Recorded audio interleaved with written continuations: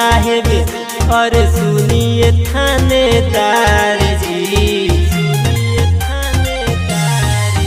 और सुनिए डीएम साहेब और सुनिए थानेदार जी, काहे रेटे मारनी बार बार जी, रंडी खनवे दीना कबार जी, अरे अरवल बिगड़े हमार जी, रंडी खनवा दोना कबार जी।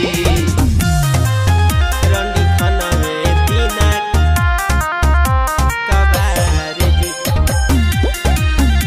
कबार जी। एखनी के हटावल बाटे बहुते जरूरी, काहे नइख बुझत बढ़ल अरवल के मजबूरी, अरवल के मजबूरी। एखनी के हटावल बाटे बहुते जरूरी, काहे नइख बुझत बढ़ल अरवल के मजबूरी। तनी बतिया पकड़ी विचार जी, काहे रेट मारनी बार बार जी, रंडी खनवे दीना कबार जी, अरे अरवल बिगड़े हमार जी, रंडी खनवा दोना कबार जी।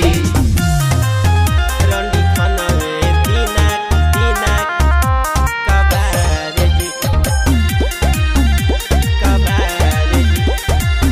कितनो समझैब बाकी होई ना सुधार जी, पहिले से ज्यादा होता देह से बेवफार जी, देह से बेवफार जी।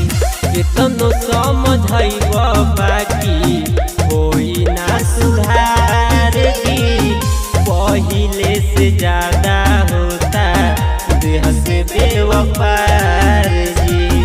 सोनू पवन के सुनली गुहार जी, काहे रेट मारनी बार बार जी, रंडी खनवे दीना कबार जी, अरे अरवल बिगड़े हमार जी, रंडी खनवा दोना कबार जी।